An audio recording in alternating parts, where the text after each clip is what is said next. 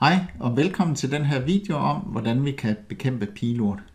De tre arter af pilurt, japansk pilurt, kæmpe pilurt og krydsningen mellem de to, kaldet hybrid pilurt, giver tit rigtig store udfordringer, da det er planter, der er meget svære at bekæmpe. Jeg gennemgår her de forskellige bekæmpelsesmetoder og forklarer lidt om, hvordan kan vi bruge dem, og hvor giver det bedst mening at bruge dem. Nogle kan udrydde planten, og andre kan ikke helt udrydde planten, men i det mindste holde dem nede, og det afhænger lidt af, hvordan de står, hvad der er mest fornuftigt at gøre hvor. Lad os starte med slåning. Hvis du har en bestand, der står i åbne områder eller græsplæne, så er den til at slå. Det er en rigtig god idé at starte med at slå om vinteren, sådan at man får fjernet alle de store, stive, døde stængler, også sådan at man får de her store knolde, den såkaldte krone, fjernet fra bestanden, sådan at området bliver helt jævnt. Der skal slås hyppigt i vækstperioden, og det er typisk fra omkring midten af april, og så frem til udgangen af oktober, at planten den vokser. I starten er det nødvendigt at slå op til 2 gange om ugen. Der skyder planten virkelig kraftigt. I England er der set skud på næsten 14 cm i døgnet, og det er ret vigtigt, at de skud bliver slået, inden de bliver grønne. Som man kan se her på billedet, har vi et lille rødt skud, og det er altså det stadie, man primært skal gå efter at slå planten på. Hvis først den får grønne blade, jamen så begynder den at lave fotosyntese, og så sender den energi ned, og så bliver vi aldrig færdige. Det kræver en meget, meget tålmodig indsats at bekæmpe pilurt ved slåning. Jeg har skrevet 10 års aktiv bekæmpelse. Internationale studier peger på, at 7 års slåning hver 14 dage ikke udrydder japansk pilurt. Så alt efter om vi har med en nyetableret bestand at gøre, eller en bestand, der har stået i 5, 10, måske 50 år, jamen så er det jo klart, at den har forskellige forudsætninger for at opbygge et enormt stort næringslager. Og det skal vi til livs, inden planten er død. Så det tager lang tid at udpine den, så det skal foregå igen og igen og igen. Nogle af de faldgrupper, der er omkring slåning, jamen det er for eksempel, hvis man ikke får den slået om vinteren, så kan man risikere, at man med sin slåmaskine går ind og griber fat i kronen, som ligesom stikker op af jorden, og så får man slæbt den med rundt, sådan at der, hvor du ellers bruger din slåmaskine, jamen der får du spredt planten hen. Og det er desværre en måde, vi ser rigtig meget spredning på langs de danske veje, at man kører og slår på dem, måske lidt for sjældent, typisk kun 2 gange om året eller noget, for lige at sikre noget udsyn. Og så fordi, at man bruger en forkert maskine og kommer for sjældent, jamen så får man spredt den til nye områder. Græsning. Det kan godt være en rigtig fin måde at holde pilurten nede på, men det er ikke sikkert, at det kan udrydde planten. Det er nok lidt samme historie som med slåningen, at hvis vi ikke gør det hyppigt nok, jamen så er planten, så har den så stort et lager nede i jorden, at det tager rigtig, rigtig mange år, før den bliver udryddet. Men det er i hvert fald en god måde at inddæmme den på.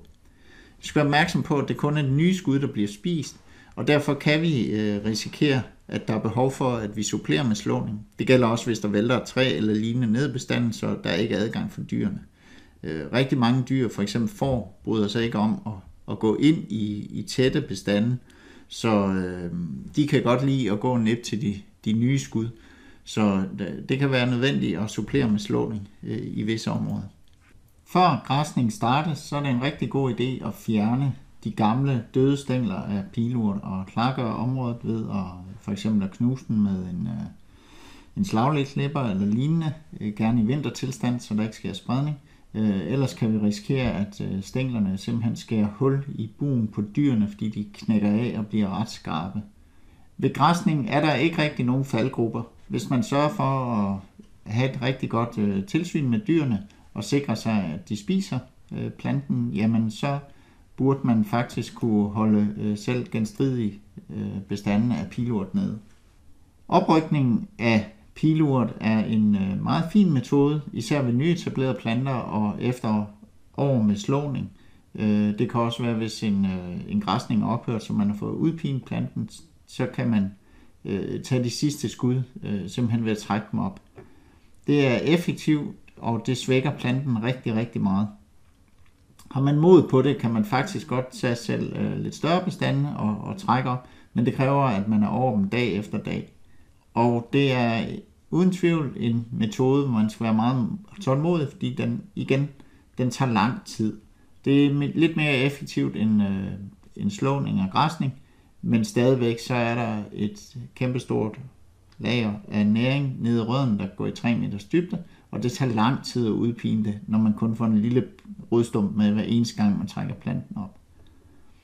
Nogle af faldgrupperne er især at få spredt planten, så man skal være omhyggelig med, at de planter, man fjerner, som man har rykket op, at man sikrer, at de ikke kan få fat igen. De kommer jo typisk op med et stykke rodstængel, som kan skyde igen, og får man dem lagt enten fugtigt eller i kompostbunken, eller et eller andet sted, hvor de kan få fat igen, jamen så har man balladen et nyt sted. Så det er vigtigt, at man bortskaffer dem på en måde, så de ikke får fat igen. Opgravning, den har jeg beskrevet som en svær bekæmpelsesmetode. Opgravning er i virkeligheden en metode, der primært er for entreprenører, men har man mod på det, så kan man faktisk grave dem op selv derhjemme. Man kan se den store rod nede i nederst højre hjørne, at man skal virkelig have saft og kraft i sin spade, hvis man skal kunne få rødderne op. Og som sagt, går det i 3 meters dybde, så skal man udrydde dem, jamen så skal man grave igen og igen og igen. Og i virkeligheden er opgravningen nok kun en metode, der kan anbefales at gøre i hånden, hvis bestanden ikke er større end 1 kvadratmeter. Typisk skal der maskiner til hver opgravning, og her er det vigtigt at have et kendskab til røddernes udseende, hvis at man vil håndsortere rødderne og lade jorden ligge. Det er relativt langsommeligt at håndsortere, men til gengæld så slipper man for en stor omkostning ved at skaffe sig af med al jorden. Det er til gengæld en hurtig bekæmpelsesmetode, hvis man bare sætter en maskine på til at grave, men så bliver det også lynhurtigt dyrt. Og når vi taler opgravning, jamen så er nogle af faldgrupperne, altså at håndsorterer vi, jamen så overser vi meget, meget let rodfragmenter ned på 0,06 gram. Det siger sig selv, at det er næsten umuligt at finde de her små rodfragmenter. Så opgravning skal typisk opfølges af tilsyn, med mindre vi vælger at grave 3-4 meter fra det yderst observerede skud og grave 3 meter i dybden. Men så kommer vi lynhurtigt op på kæmpe store arealer, der skal udgraves, og det er meget dyrt at køre al den jord bort. Afdækning er en af de metoder, vi anbefaler og bruger rigtig, rigtig meget. Det mindsker tilsynene og den opfølgende bekæmpelse. Og sørger man for at rydde og eventuelt fræse arealet grundigt, inden man går i gang, så er det relativt nemt at udlægge dun, når man har et kendskab til, hvordan man skal gøre det. Ved afdækning er det vigtigt at vælge de rigtige materialer. Vi bruger altid DuPonts Plantex Platinum. Den har 35 års garanti og er en af de eneste due, der forhindrer pilurt i at vokse igennem i løbet af et par år. Producenten kalder det en økologisk og bæredygtig bekæmpelse. Vi er tilbøjelige til at give dem ret, når man ser på alternativerne, så er det meget dyrt og meget CO2-omkostningstungt at grave en pilurt op, og med sprøjtning har vi store problemer over for miljøet. Så derfor er dun det bedste alternativ, vi har i øjeblikket til en effektiv bekæmpelse. Det er relativt dyrt at afdække, og medmindre man har en ret lille bestand derhjemme, hvor man ikke behøver at samle duen, jamen, så er det også noget, der kræver, at det er erfarne entreprenører, som ved, hvordan man skal samle en due, enten med tape eller med varmesvejsning. Og det er ikke noget, man umiddelbart kan gøre derhjemme selv. En af de typiske faldgrupper, når man afdækker, det er, at pilurten kryber op langs kanterne, fordi man ikke har lagt duen langt nok ud. En anden faldgruppe er, at den er svær at fæstne. Man kan ikke, hvis man lægger et stort stykke dug ud, fæstne den særlig godt, så vil den blæse af. Selvom duen er tung, så vil store arealer lynhurtigt kunne blæse af. Man skal tænke på, at den skal ligge i mindst 7 eller 8 år, for at holde pilurten væk. Ser vi på kemisk bekæmpelse, så er det faktisk kun Roundup, der kan bruges. Og her taler vi om glyfosat, hvor man skal bruge 480 gram per liter, og det er faktisk et produkt, der slet ikke kan købes af private, men kun kan indkøbes af professionelle entreprenører. Det man kan få ned i for eksempel Silvan eller Bauhaus, som hedder Roundup Express eller lignende produkter, de har en lavere koncentration af aktivstof i sig, og det betyder, at pileurten nærmest bliver vaccineret, så man gør faktisk problemet langt værre, fordi at man går ind og gør planten modstandsdygtig mod kommende bekæmpelse. Så der skal professionelle til for at sprøjte.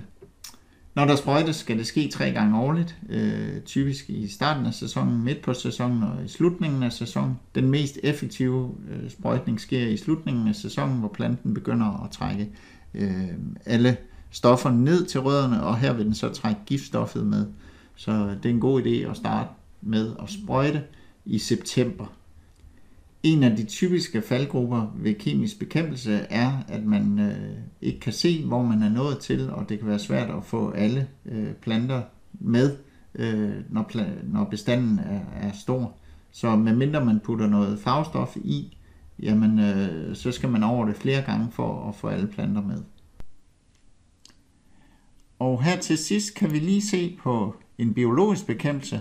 Det er sådan, at man i England tester, hvorledes den japanske bladloppe Aphelara itadori påvirker bestandene af pileurt derovre. Og det er sådan, at japansk bladloppe er en naturlig fjende for pileurten. Den spiser dens blade og kan få den til at visne helt ned. Og det er simpelthen planen, at det skal skabe en naturlig balance. Der er selvfølgelig den faldgruppe, at hvis bladloppen ikke gider at spise pileurt mere og hopper på nogle af de hjemmehørende engelske pileurtarter, jamen så har vi balladen med en ny art, der må betragtes som invasiv. Så det er noget, man virkelig skal være forsigtig med. Godt. Hvilken bekæmpelsesmetode skal du vælge? Jamen det afhænger af flere forskellige ting. For det første, så skal du være helt sikker på, hvilken art det er, du er op mod. Du skal have styr på, hvor stor bestanden er. Hvad er dine muligheder og evner for at gå i krig med planten? Hvad er tidsrammen? Og ikke mindst økonomien i det. Vi har 3 forskellige arter af pileurt. Kæmpe pileurt, japansk pileurt og hybriden. Og kæmpe pileurt kan vi bekæmpe ved at slå den, mens de andre kræver helt anderledes effektive metoder.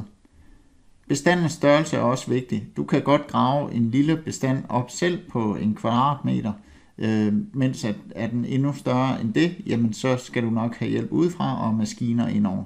Hvad er dine muligheder for selv at ligge og kravle og trække pileurt op i årevis? Hvad er tidsrammen? Står du og skal af med et område, hvor du gerne vil fjerne planten her nu? Eller har du mange år til at bekæmpe i? Og hvilken økonomi har du at gøre godt med? Kan du klare det selv, så koster det ikke særlig meget. Skal du have det hele gravet væk, så bliver det lynhurtigt utroligt dyrt. Så alle de her ting, de skal altså overvejes, inden du går i gang med at bekæmpe pileurten hjemme hos dig selv. Jeg håber, at du fandt denne video brugbar, og jeg vil ønske dig alt muligt held og lykke i bekæmpelsen af pileurt. Hvis kampen viser sig for stor, så er du altid velkommen til at tage kontakt på careofnature.dk.